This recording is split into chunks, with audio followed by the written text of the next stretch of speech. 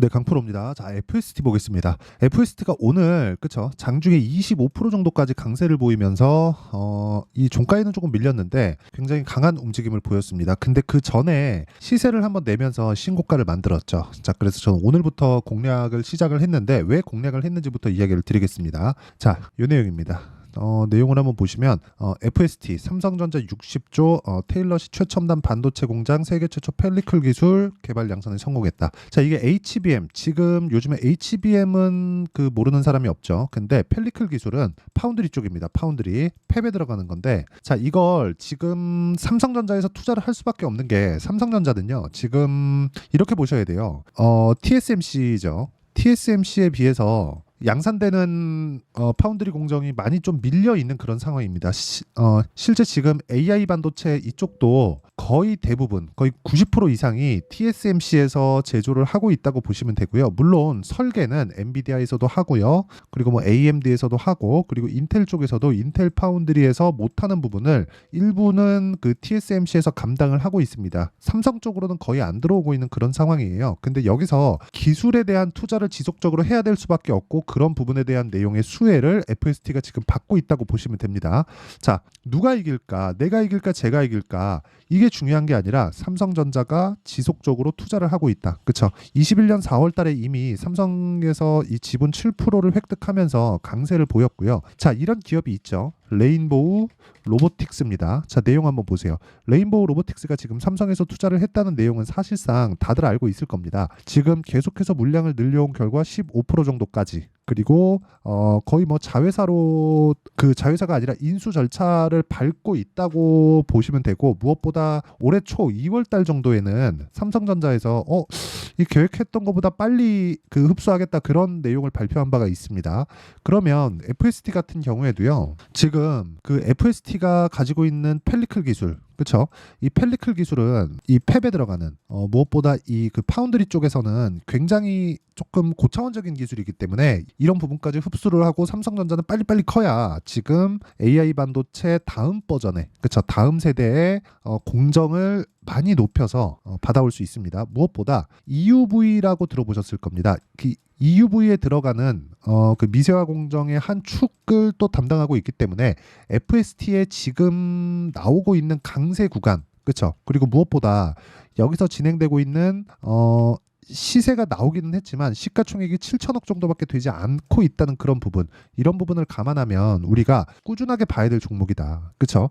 근데 가장 중요한 건 그거예요. 지금 왜 시세가 나왔고, 그리고 무엇보다 삼성전자에서 지금 새롭게 공장을 짓는데 여기 FST에 펠리클 기술이 도입된다는 점, 이런 부분 때문에 당연히 수혜를 입을 수밖에 없고, 그런 부분은 계속해서 들어갈 수밖에 없는 게 삼성에서 지분 인수까지도 이미 들어왔고, 앞으로 추가적으로 지분을 늘리겠다는 것도 오피셜하게 발표를 했기 때문에 그렇습니다. 그래서 지금 우리가 봐야 되는 건 삼성의 움직임이지, 여기서 진행하고 있는 뭐 외국인이 어느 정도 삽니다, 기관이 어느 정도 사요, 그런 게 아니에요. 여기는 어차피 세력들이 뭐 어느 정도의 이 그 물량을 확보해서 주가를 띄우는지, 뭐 급격하게 어느 정도로 들어오는지, 이런 부분이 가장 중요한 건데, 제가 매집 관련돼서 간단하게 이야기를 드릴게요. 자, 매집 관련된 내용을 보잖아요.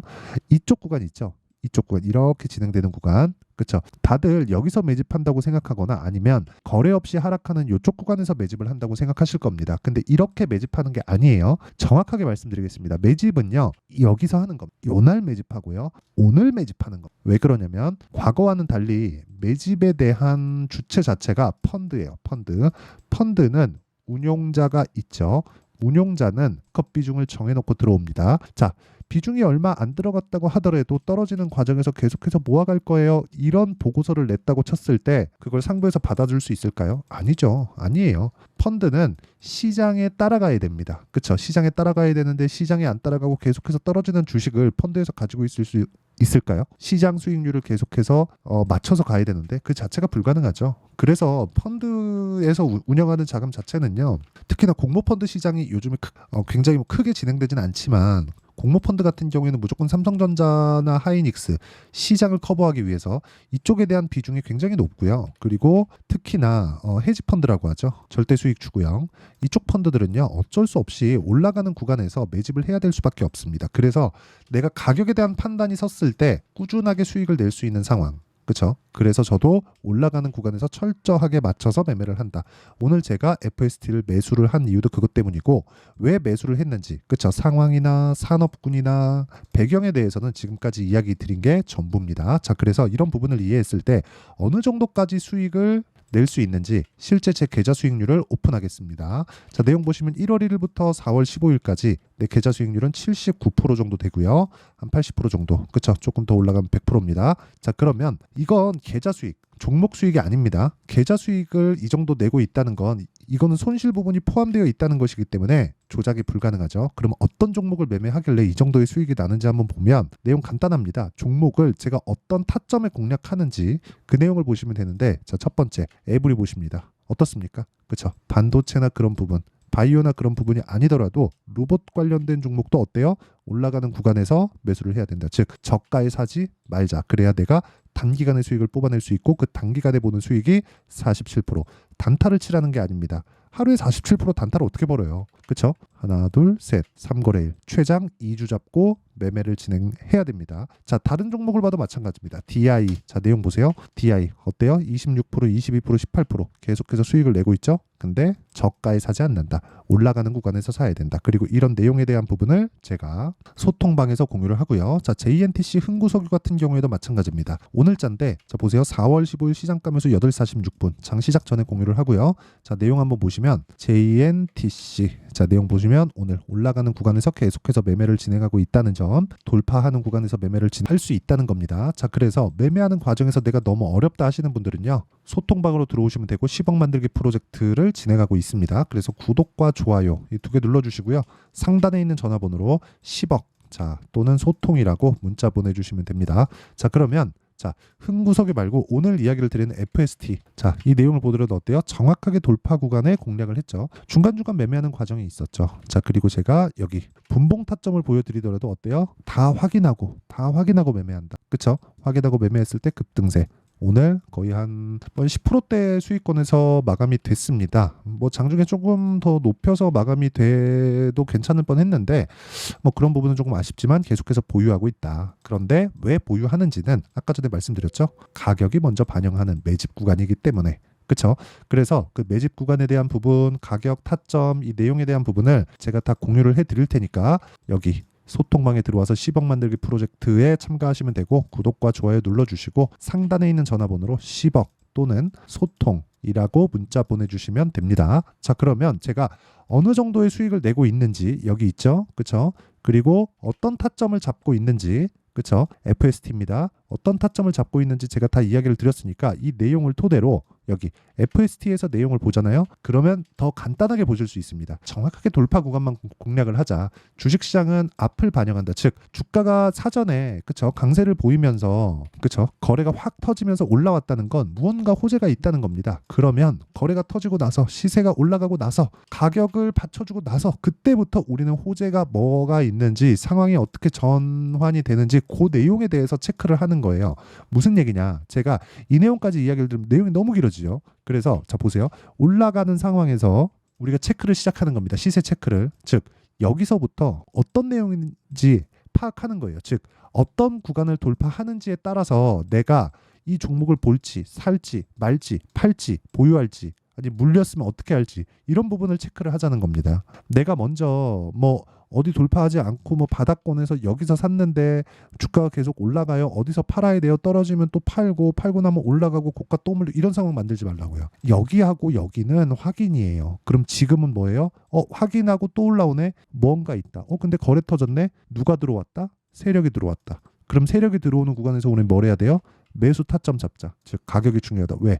얘네들이 매집하는 거니까. 그렇죠. 그래서 그 매집 구간에 대한 내용을 여기 FST에 가격과 단기 보유 전략으로 제가 내용 준비를 해놨고요. 단기 2주입니다. 아까 전에 다 보셨죠? 제 타점 그리고 가격에 대한 부분 2주 안에 수익 전환시킬 수 있는 가격 그리고 실시간 타점을 제가 함께 공개를 해드리겠습니다. FST에 자 그래서 구독과 좋아요 이 두 개 눌러주시고요. 상단에 있는 전화번호로 FST 자 FST라고 문자 보내주시는 분들에 한해서만 제가 가격 그리고 단기 보유 전략 그리고 FST의 실시간 타점, 아까 전에 다 보셨죠? 이 세 가지 내용을 함께 공유를 문자로 해드리도록 하겠습니다. 자, 그러면 왜 매수를 했는지, 타점을 왜 잡아야 되는지, 그리고 가격이 올라가는 구간에서 왜 해야 되는지까지 제가 이야기를 드렸으니까 내용 정리를 간단하게 딱 하면, 올라가는 주식은 호재가 있다. 돈이 들어왔다는 건 호재가 있다는 반증이다. 그러면 그 호재거리를 내가 어떻게 판단하고 어떻게 분류해서 어떻게 매매를 할지를 알았을 때 4월과 5월에 주도주를 잡을 수 있다.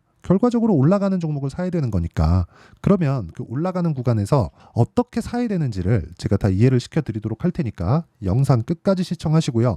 모든 분들이 성공 투자하셨으면 참 좋겠습니다. 자, 24년도가 돼도 여전히 시장은 녹록지 못합니다. 이런 상황이 벌어지는 건 어쩔 수 없습니다. 이런 상황에서도 수익이 나는 종목들의 구조는 변하지 않습니다. 즉, 대시세 종목에 대한 구조는 변하지 않는다는 거고, 실제 제가 소통방에서 지속적으로 이야기를 드리고 있는 내용도 대시세 종목이나 시장 주도주를 공략하는 건 철저하게 가격 분석을 하라고 이야기를 드리고, 가격 분석 이후에는 이슈에 대한 파악, 그리고 이슈를 파악하고 나서는 다시 내가 얼마에 매수할지 그 타점에 대한 부분을 지속적으로 언급을 하고 있습니다. 자, 근데 생각해 보세요. 1월 달에 시장이 굉장히 어려웠습니다. 어려운 상황에서의 어떤 종목들이 강했냐 보면 반도체와 그리고 바이오입니다. 자, 실제 여기 보면요.